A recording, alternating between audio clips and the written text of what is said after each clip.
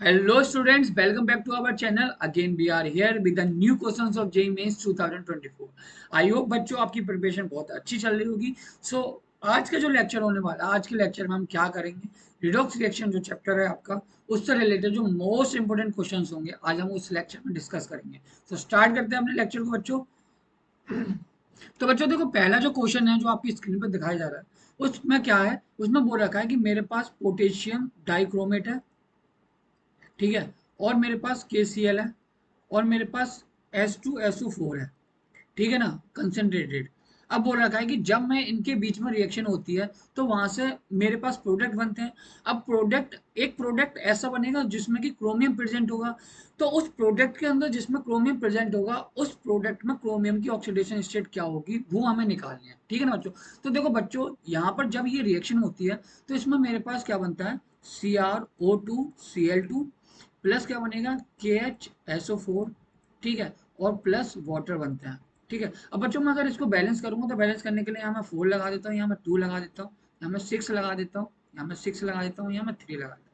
अब देखो बच्चों, ये वाली रिएक्शन है वो बैलेंस हो चुकी है, ठीक है. अब देखो बच्चों, इसमें ये जो कंपाउंड फॉर्म हुआ है ना, इस कंपाउंड को मैं बोलता हूँ क्या, क्रोमाइल क्लोराइड बोलता हूँ. क्रोमाइल क्या बोलता हूँ, क्रोमाइल क्लोराइड, ठीक है. तो इसी की वजह से इस वाली रिएक्शन को एक स्पेसिफिक रिएक्शन बोलते हैं. इसको क्या बोलते हैं, इस वाली रिएक्शन को, इस वाली रिएक्शन को बोलते हैं बच्चों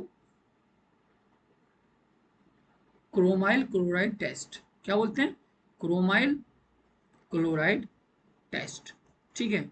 अब देखो बच्चों, ये जो टेस्ट होता है ना, ये करा जाता है किसके लिए, Cl- आयन के लिए किया जाता है, ठीक है. क्रोमाइल क्लोराइड टेस्ट किसके डिटेक्शन के लिए किया जाता है, Cl- आयन के डिटेक्शन के लिए किया जाता है. अब देखो, ये जो क्रोमाइल क्लोराइड बना है ना, इसके जो रेड वेपर्स फॉर्म होते हैं, ठीक है, क्या होते हैं, रेड वेपर्स फॉर्म होते हैं, ठीक है ना. तो बच्चों अब मुझसे पूछा है कि ये जो कंपाउंड बना है इस रिएक्शन के अंदर, इसमें इसकी ऑक्सीडेशन स्टेट क्या होगी क्रोमियम की, ठीक है. तो बच्चों देखो, जैसे कि क्रोमाइल क्लोराइड है मेरे पास, ठीक है. अब देखो मैं यहाँ पर इसकी ऑक्सीडेशन स्टेट निकालता हूँ, इसको मैं एक्स मान लेता हूँ, प्लस अब देखो ऑक्सीजन की स्टेट, ऑक्सीडेशन स्टेट क्या होते हैं, -2.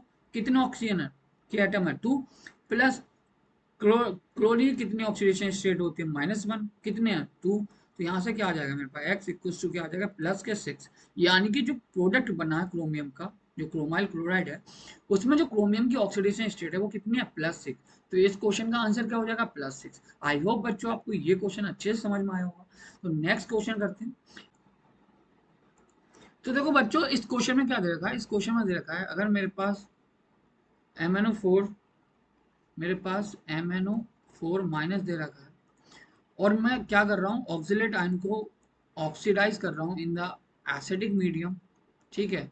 तो यहाँ पर क्या हो रहा है कि यहाँ से अब देखो, ये रिएक्शन जो होगी, इस रिएक्शन में हमें पता है कि एसिडिक मीडियम में यहाँ पर ऑक्सीडेशन स्टेट कितने हैं, +7. तो एसिडिक मीडियम में ये +2 में जाता है, और ये क्या करेगा, इसको ऑक्सीडाइज करेगा, MnO4- क्या करेगा, इसको ऑक्सीडाइज करेगा CO2, ठीक है, CO2 में ऑक्सीडाइज करेगा. अब हमसे पूछा है कि ये जो रिएक्शन है, इस रिएक्शन में जब इसने इसको ऑक्सीडाइज किया ऑक्जेलेट आयन को CO2 के अंदर, तो अगर मैं इसका एक 1 मोल ले लूंगा तो यहाँ पर मेरे पास कितने H+ के मोल्स मेरे पास रिक्वायर्ड होंगे, वो मुझसे इस क्वेश्चन में पूछा था, ठीक है बच्चों. तो सबसे पहले मुझको क्या करना पड़ेगा, इस रिएक्शन को बैलेंस करना पड़ेगा, ठीक है ना. अब देखो बच्चों, यहाँ पर इसका क्या हो रहा है, इसका हो रहा है रिडक्शन, ठीक है, इसका क्या हो रहा है, रिडक्शन. और ऑक्सीलेट को क्या कर रहा है, ये ऑक्सीडाइज कर रहा है, ठीक है, ऑक्सीडेशन हो रहा है यहाँ पर, ऑक्सीडेशन हो रहा है यहाँ पर, ठीक है, ऑक्सीडेशन हो रहा है यहाँ पर. तो यहाँ पर क्या हो रहा है, अब देखो बच्चों, यहाँ पर ऑक्सीडेशन हो रहा है, यहाँ पर ये रिडक्शन हो रहा है. तो इस रिएक्शन को बैलेंस करते हैं. तो मैंने इसको क्या करूँगा, दो हाफ में डिवाइड कर लेता हूँ. सबसे पहले हाफ क्या होगा, मैं ले लेता हूँ ऑक्सीडेशन हाफ, ठीक है, ऑक्सीडेशन हाफ, ठीक है. तो ऑक्सीडेशन हाफ ले लिया, तो ऑक्सीडेशन हाफ में क्या हो जाएगा, C2 4 2 जब ये कन्वर्ट हो रहा है किसमें, CO2 में. अब देखो मैं इसको बैलेंस करता हूँ, यहाँ पर 2 लगाता हूँ, यहाँ पर मेरे पास 2 इलेक्ट्रॉन्स, ठीक है, ये वाली बैलेंस हो गई मेरे पास रिएक्शन. अब देखो बच्चों, यहाँ पर क्या करूंगा, अब यहाँ पर मैं लिखता हूँ रिडक्शन हाफ. क्या करता हूँ, रिडक्शन हाफ, ठीक है. अब रिडक्शन हाफ में किसका रिडक्शन हो रहा है, MnO4- का, ये किस में जा रहा है, MnO2+ में जा रहा है. अब देखो यहाँ पर क्या हो जाएगा, यहाँ पर मेरे पास 4s2 ऐड कर दूंगा मैं, ठीक है। तो यहाँ पर 4s2 ऐड किया तो मैं यहाँ पर कितने आ जाएंगे, 8h प्लस आ जाएंगे यहाँ पर। ठीक है, अब देखो यहाँ पर बच्चों चार्ज बैलेंस करता हूँ। देखो यहाँ पर चार्ज कितना है मेरे पास, टोटल यहाँ माइनस है और यहाँ प्लस के 8, यानी टोटल कितना 7 है मेरे पास। यहाँ पर क्या है +2, यानी कि मेरे को यहाँ पर भी +2 बनाना पड़ेगा। तो मैं मेरे को क्या करना पड़ेगा, यहाँ पर मेरे को 5 इलेक्ट्रॉन्स ऐड करने पड़ेंगे। तो यहाँ पर अब चार्ज, यहाँ पर दोनों में चार्ज भी बैलेंस हो गया। ठीक है, अब बच्चों यहाँ पर क्या करेंगे, इसको ऊपर कर देता हूँ। ठीक है, अब देखो बच्चों यहाँ पर क्या हो जाएगा, अब मेरे पास ये हो गया। ठीक है, अब यहाँ पर मेरे पास, अब मैं इनको क्या करूँगा, अब जैसे कि आपको पता होगा कि मैं रिडॉक्स रिएक्शन को अगर मैं ओवरऑल रिएक्शन लिखने जाता हूँ तो उसमें इलेक्ट्रॉन कैंसिल आउट होने चाहिए। तो मैं इस तरीके से इनको ऐड करूंगा कि टोटल इलेक्ट्रॉन क्या हो जाए, कैंसिल हो जाए। तो देखो यहाँ पर बच्चों मैं क्या करूंगा इस रिएक्शन में, यहाँ पर मैं मल्टीप्लाई कर देता हूँ 2 से और यहाँ मल्टीप्लाई कर देता हूँ किससे, 5 से मल्टीप्लाई कर। तो यहाँ पर क्या हो जाएंगे, ओवरऑल जो इलेक्ट्रॉन है इस रिएक्शन में इन्वॉल्व है वो कट आउट हो जाएंगे और ओवरऑल रिएक्शन में इलेक्ट्रॉन इन्वॉल्व नहीं होते हमारे। ठीक है, तो यहाँ पर मैं क्या करूंगा, यहाँ पर मैंने करा 2MnO4 माइनस प्लस के 16H प्लस, रिएक्टेंट साइड में एक साइड लिख लेता हूँ, प्रोडक्ट एक साइड लिखूंगा और यहाँ पर हो जाएगा 5Cr2O4 2 माइनस। ठीक है, तो यहाँ से मेरे पास क्या हो जाएगा, प्रोडक्ट में क्या बनेगा 2Mn2 प्लस और यहाँ पर क्या बनेगा 10CO2 फॉर्म होगी मेरे पास। ठीक है, अब देखो बच्चों ये मेरे पास क्या आ गई, एक बैलेंस केमिकल रिएक्शन आ गई मेरे पास।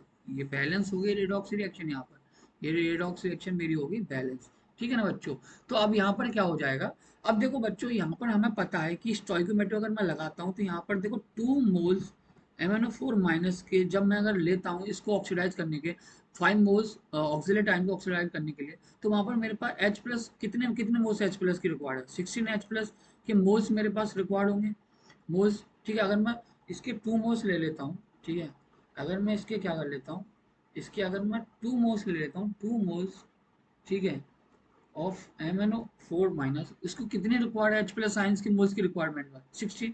तो अब मेरे को क्वेश्चन में पूछा है कि 1 मोल अगर मैं ले लेता हूँ, 1 मोल ऑफ MnO4 ले लेता हूँ, MnO4 माइनस ले लेता हूँ, तो वहां पर मेरे पास कितने मोल्स H प्लस की रिक्वायर्ड होंगे, तो वो हो जाएंगे 8H प्लस की।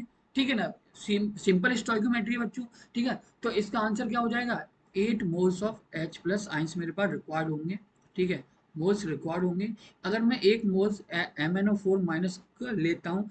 ठीक है, ऑक्सीलेट आयन को ऑक्सीडाइज करने के लिए। ठीक है ना बच्चों, तो यहाँ पर मेरे पास आंसर क्या हो जाएगा इसका, मेरे पास आंसर हो जाएगा इसका कितना, तो यहाँ पर मेरे पास आंसर हो जाएगा बच्चों कितना, 8 मोल्स मेरे पास रिक्वायर्ड होंगे। तो 8 मोल्स मेरे पास रिक्वायर्ड होंगे किसके, H प्लस आयंस के। ठीक है ना, तो आई होप बच्चों आपको ये क्वेश्चन भी समझ में आया होगा। तो अपना नेक्स्ट, अब देखो बच्चों ये जो क्वेश्चन दे रखा है इस क्वेश्चन में क्या दे रखा है, यहाँ पर दे रखा है कि मेरे पास एक रिडॉक्स रिएक्शन है, 2MnO4 minus plus Bi minus plus CH2O से क्या बन रहा है Xi2 plus YMnO2 plus ZOH minus. तो देखो बच्चों इसमें मुझसे पूछा है कि Z की वैल्यू क्या होगी, इसकी वैल्यू मुझसे पूछे कि इसकी वैल्यू क्या होगी। तो वैल्यू निकालने के लिए मेरे को इसको क्या करना पड़ेगा, बैलेंस करना पड़ेगा। तो बैलेंस करने के लिए मुझे ये पता होना चाहिए कौन सी स्पेसीज में अंडरगो जा रही है ऑक्सीडेशन की और किस स्पेसीज का यहाँ पर क्या हो रहा है, रिडक्शन हो रहा है। तो देखो यहाँ पर ही मैं देखूंगा कि यहाँ पर मेरे पास इसकी Mn की ऑक्सीडेशन स्टेट कितनी है, +7, यहाँ पर कितनी है, +4। तो यहाँ पर क्या हो रहा है, देखो ऑक्सीडेशन स्टेट डिक्रीज हो रही है तो इस पर क्या हो रहा है, इसका रिडक्शन। ठीक है बच्चों, अब देखो यहाँ -1 है आयोडाइड। ठीक है, यहाँ पर आयोडीन का जो है -1 ऑक्सीडेशन स्टेट, यहाँ पर कितनी है 0, तो यहाँ पर इसका क्या हो रहा होगा, ऑक्सीडेशन। क्या हो रहा है, ऑक्सीडेशन हो रहा है इसका, तो यहाँ पर इसका ऑक्सीडेशन हो रहा है। तो बच्चों इसको बैलेंस करने के लिए सबसे पहले मैं क्या करूंगा, बहुत एक सिंपल तरीका आपको बताता हूँ कि आप ना रिएक्शन को 2 हाफ में तोड़ लीजिए, ऑक्सीडेशन हाफ और रिडक्शन हाफ, उसको बैलेंस करिए, उसका चार्ज बैलेंस करिए, फिर उसको ऐड करिए, ओवरऑल रिएक्शन जो आएगी तो वहां पर इजीली वो रिएक्शन बैलेंस हो जाएगी, देन आप इजीली इसकी वैल्यू बता सकते हो। ठीक है, तो मैं क्या करूंगा, इसको ऑक्सीडेशन हाफ और रिडक्शन हाफ में तोड़ लेता हूँ। तो सबसे पहले लिखता हूँ मैं ऑक्सीडेशन हाफ। ठीक है, ऑक्सीडेशन हाफ लिखता हूँ। तो ऑक्सीडेशन हाफ में क्या होगा, आई माइनस, ठीक है, से क्या बनना है I2। यहाँ पर अब देखो इसको बैलेंस करूंगा तो 2I माइनस हो जाएंगे और यहाँ पर I2 और यहाँ पर चार्ज बैलेंस करने के यहाँ पर मैं 2 इलेक्ट्रॉन ऐड कर दूंगा। दूसरा क्या है मेरे पास, रिडक्शन हाफ, ठीक है, रिडक्शन हाफ। रिडक्शन हाफ में क्या है, MnO4 माइनस से कहाँ जा रहा है, MnO2, ठीक है। अब ये को यहाँ पर क्या हो जाएगा, यहाँ पर Mn1 है, यहाँ Mn1 है, यहाँ पर ऑक्सीजन की 4 एटम है, यहाँ ऑक्सीजन की 2 एटम। तो मैं यहाँ पर ऑक्सीजन के 2 एटम ऐड करने के लिए मैं क्या करूँगा, 2s2 ऐड कर दूंगा। अब देखो यहाँ पर एटम बैलेंस हो गए, ठीक है। अब लेकिन यहाँ पर H, यहाँ पर जो H एटम है वो आ गए, यहाँ 4 H एटम है, यहाँ पर को करने के लिए मेरे को 4H प्लस ऐड करने पड़ेंगे, ठीक है। तो यहाँ पर मैंने 4H प्लस ऐड कर दिए, तो यहाँ पर अब देखो एटम्स बैलेंस हो गए। अब यहाँ पर चार्ज बैलेंस नहीं हो पाया, तो यहाँ पर देखो ओवरऑल इधर साइड में कितना चार्ज है, 0, इधर कितना है ओवरऑल, यहाँ +3 है। तो मैं क्या करूँगा, यहाँ +3 इलेक्ट्रॉन ऐड कर दूंगा, ठीक है। तो यहाँ पर चार्ज भी बैलेंस हो गया, एटम भी बैलेंस हो गया। अब मैं देखो इनको क्या करूँगा, ओवरऑल अब मैं इनको ऐड करूँगा, ठीक है। अब देखो रिडॉक्स रिएक्शन को ऐड करने का रूल होता है कि रिडॉक्स रिएक्शन को जब मैं ओवरऑल लिखता हूँ तो उसमें इलेक्ट्रॉन इन्वॉल्व नहीं होने चाहिए।